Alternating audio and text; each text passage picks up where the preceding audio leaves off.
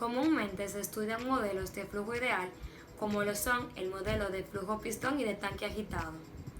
Estos se prefieren a la hora de diseñar equipos, ya que la mayoría de las veces arrojan estadísticas óptimas y son fáciles de manejar, aún sin importar el tipo de proceso que se desea diseñar. Pero el comportamiento real de los equipos se desvía de lo ideal. Por ello, es muy importante estudiar los comportamientos no ideales. Hay 3 factores que se relacionan entre ellos mismos que configuran el contacto o patrón de flujo.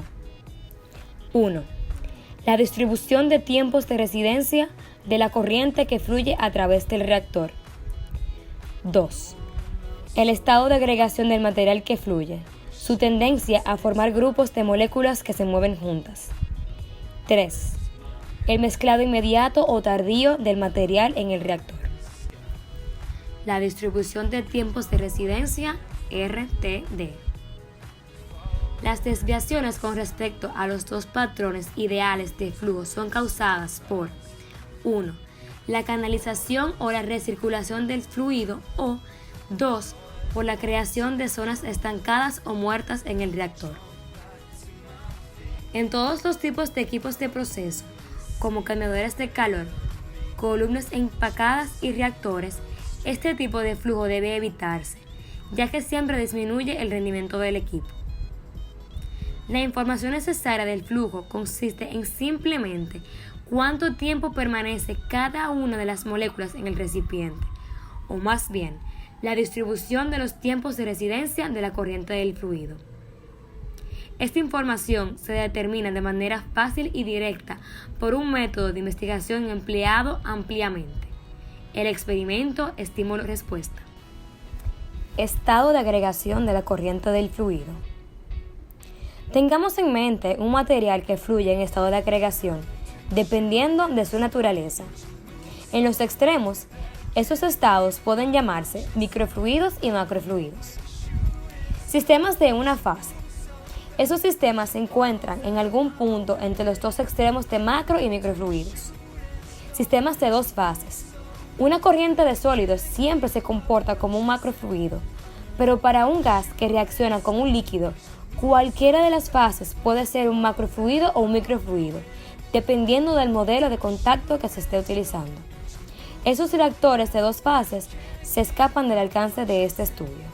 Luego de haber estudiado lo que son las RTD, o mejor conocido como distribución de edad del fluido, o también conocidas como distribución de tiempo de residencia, es importante encontrar distintos métodos experimentales que nos ayuden a nosotros a formular dicha curva de alguna manera rápida y sencilla.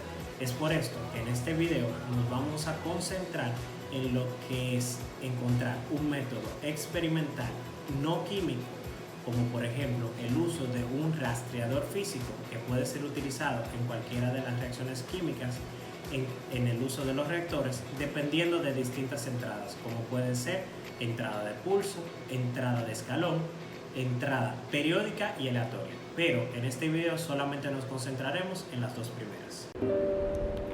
Bien, ahora estudiaremos la relación existente entre las curvas F y E o RTD.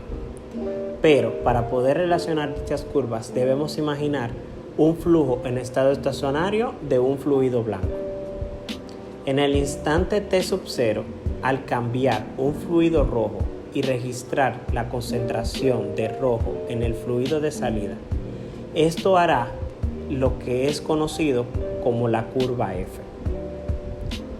Si tomamos cualquier tiempo superior a 0, el fluido rojo y el fluido rojo en la corriente de salida tiene una edad menor que T, por lo que la fracción del fluido rojo en la corriente de salida es igual a la fracción de la corriente de salida con edad inferior a T. El primer término es simplemente el valor de F, mientras que el segundo viene dado por la ecuación de fracción con edad menor. Por lo tanto, se tiene que para cualquier instante T, F es igual a la integral con los límites de 0 a T por E diferencial de T, o mirándolo de forma diferencial, al diferencial de F sobre el diferencial de T va a ser igual a E. Estas relaciones muestran cómo los experimentos de estímulo y respuesta, ya sea que se utilice el experimento en escalón o el experimento en impulso, proporcionan de forma cómoda la RTD o E y la velocidad media del fluido del recipiente. Pero se debe recordar que estas relaciones se cumplen únicamente para recipientes cerrados, y cuando no se cumple esta condición frontera, las curvas impulso y E son diferentes. Bien, ahora estudiaremos la conversión en reactores de flujo no ideal. Para evaluar el comportamiento de un reactor es necesario conocer en general 4 factores. El primero, la cinética de la reacción. El segundo, la RTD o la distribución de edad del fluido en el reactor. Número 3, el mezclado inmediato o tardío del fluido en el reactor. Y número 4, si dicho fluido es un micro o macrofluido. Para los microfluidos en un tanque agitado o flujo pistón, ya hemos desarrollado las ecuaciones de diseño ya antes conocidas. Pero para un flujo intermedio, se deben desarrollar modelos que escapan del alcance de este tema. Si tomamos como ejemplo y observamos esta imagen, esta nos habla de 2 posibles patrones de flujo, uno de mezclado inmediato y el otro de mezclado tardío, de un microfluido para un reactor en el que se produce una reacción de segundo orden. Si consideramos que A. El reactivo comienza con una reacción alta y desaparece rápidamente debido a que N es mayor que 1, y B. Que la concentración cae rápidamente, puesto que la velocidad de reacción disminuye más rápidamente que la concentración, se terminará con una conversión menor. Si tomamos en cuenta que este era un microfluido, se funcionará de la siguiente manera. En un mezclado tardío favorece la reacción con N mayor que 1, y en un mezclado inmediato, pero pequeño, favorece la reacción de N menor que 1.